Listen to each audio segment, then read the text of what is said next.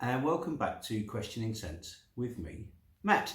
Now, on my previous video, I did mention I was exploring an old house that I've got a lot of interest in at the moment, and I bought two samples from this house. The last one I reviewed was Cairo, and this time I bought a sample of Halfeti. Now, before we go any further, I've got a little 5ml sample, and the bottle is just the cutest thing you've ever seen. Look at that. It's amazing. Such cool attention to detail for such a small sample. Anyway, I did the sensible thing and I decanted it into a sprayer. Simple reason being, although it's as pretty as anything, it's really, I cannot stand splash bottles. Life is far too short for mucking about with splash bottles. So we're going to talk about Penhaligon's Halfeti, and obviously then maybe do a little bit of a chat about how I think it is compared to Cairo and maybe to some other scents, and just some feedback on what I think of it. I'm going to need my glasses for this one because it's quite a wordy review. Basically before we get into it, Halfeti and Cairo are part of Penhaligon's Trade Routes range, which are basically fragrances that are inspired by, sort of the old imperial trade routes and the arrival of exotic spices and exotic, produce that arrived into London at the end of the 19th century. Now, it is quite, it's a nice backstory for any kind of fragrance. I mean, if you don't go too much into the imperialistic nonsense and all that sort of thing. It's just trying to set a scene for some more exotic scents to their range. I think there's quite a few of them. I've only tried this one and Cairo. And that's kind of like Penhaligon's sort of march towards, sort of the oud market, shall we say. So they're more spicy fragrance to the usual sort of barbershops and things like that you would more associate with Penhaligon's. So Halfeti. Now Halfeti came out in 2015, and the nose behind it was Christian Provenzano. And it's inspired by, again, the precious goods traded in Turkey, exotic flowers, spices and soft leather, precious materials. And it's named after a small village called Halfeti. And the Halfeti black rose apparently blooms along the banks of the Euphrates. I'll get there in the end. So there is, in terms of ingredients, ingredients in the notes, there is just about everything you could possibly throw at an exotic fragrance. So if you give us a spare half an hour, I'll go through them. So at the top we have grapefruit, bergamot, green notes, and then at the heart we have lavender, cardamom, cumin, nutmeg, saffron, violet, cinnamon, rose, jasmine, cypress, and something called muguet. I don't know what that is. And at the base you have leather, you have oud, you have amber, you have cedarwood, you have patchouli heart, you have tonka, you have vanilla, and you have sandalwood and musk. So let's give it another spray. I've worn this quite a few times, and then we'll have another little spray and see how we get on. So here's the spray. Right, here we go. Now, what do we get? Well, first and foremost, as with Cairo, beautiful opening. It's not got that really sweet Damascus rose that's in Cairo, but it's got a blast of grapefruit that hits you straight away. Not citrusy at all. And it's, having worn this a few times, what I will say is the blending, as with Cairo, the blending in this is absolutely superb. It's stunning. Everything seems to sing harmoniously. You can just detect the oud in there, the woods are there, the spices are there. It smells incredibly exotic. It's very smart, it's sophisticated. Cardamon's there. You get a little hint of cinnamon coming through, but not overpowering. Everything is just so harmonious. And it is absolutely to die for. What I like about it, so I was just referring to my notes there, is it absolutely sings. It dances on your skin for the first 20 minutes, half an hour. It really does project a really nice level. Whereas I think with Cairo kind of was quite sweet and loud very quickly, and then it drops off and becomes a skin scent very quickly, which was the problem I had with Cairo.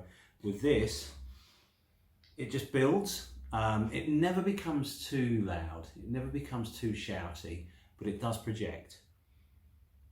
And it's such a lovely scent. And I've worn this a few evenings as well, and there's something about it, makes you feel warm, it makes you feel comfortable, and it does have an exotic vibe to it. It really does. It projects at a nice level, and it lasts. I mean, in terms of performance, this and Cairo they're quite, not polar opposites. They both start off quite loudly, whereas, as I say, Cairo dies off and gets very close to the skin very quickly, whereas Halfeti projects a lot more and it seems to last a lot longer. I don't have the same sort of longevity issues with Halfeti that I do with Cairo, and I don't know why. Halfeti just seems to last a lot better than Cairo. I think in terms of opening, I probably maybe prefer Cairo's opening. I like the sweet blast of rose. There is a sweetness to this, but it's nowhere near as sweet. It's very, very nice.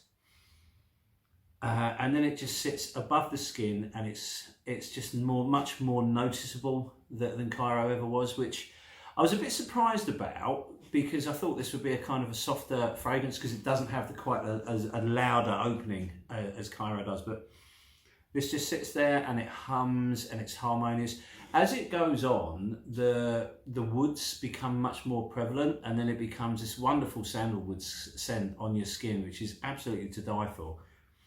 Really, really good stuff, and a lot better in terms of performance than Cairo. As with the other Penhaligon's fragrance that I've tried, there is a problem with it, and this one isn't particularly a performance problem. It's, I don't know, well, let's have, there is a massive elephant in the room which we're going to have to discuss. So this came out in 2015. Now, 3 years prior to that, Dominic Ropignon worked with Chopard on this, which I've already done a review of, and that is Chopard's Oud Maliki, one of my favourite all-time scents. And the problem I've got with this beautiful little bottle of Halfeti is it smells so much like this. They are really, really, really similar.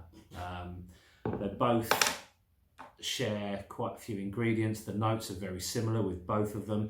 They both have the same sort of beautiful blending.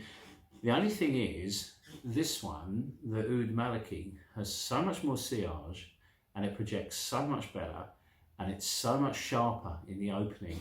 It kind of makes my sort of love for Halfeti seem a little futile. This is an expensive bottle of fragrance as well. Not this was very cheap. This was a 5ml sample. But if you wanted to get the 100ml, you'd be paying a lot of money for it. This is an absolute bargain, and I actually prefer this. I think it smells a little better.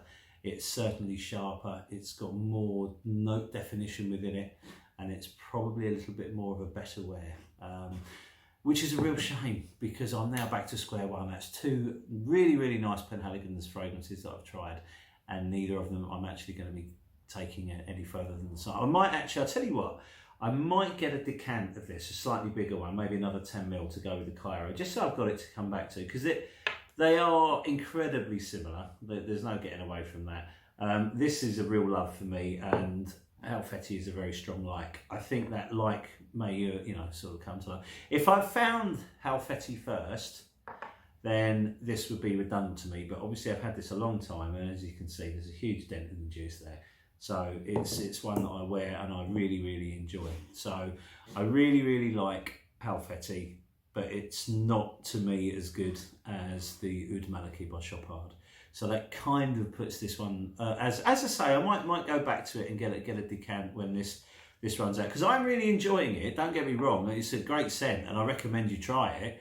But I recommend you try the Oud Maliki by Chopard more. I mean, also look at that. The bottle is gorgeous. It's just a stunning scent and a stunning presentation. The Penhaligon's presentation in the full bottles is beautiful as well. They look very much like that, but obviously a hell of a lot bigger. I think that some of them have got little bow ties, and some of them have got ribbons and stuff like that. And they're really, really pretty, really, really good presentation, beautiful stuff. But ultimately, I think I prefer my Chopard, well, I know, I prefer my Chopard's Oud Maliki, so that's where I'm going to going to be sort of sticking with that, I'm afraid. But listen, give it a go. I recommend you try it. I recommend you try Cairo. I really recommend that you try Halfeti, and I really recommend that you try Chopard's Oud Maliki. Well, listen, thank you very much for your time. Got quite a few more reviews to get through, so I look forward to filming them and putting them up for you guys to enjoy. Thank you very much. Bye.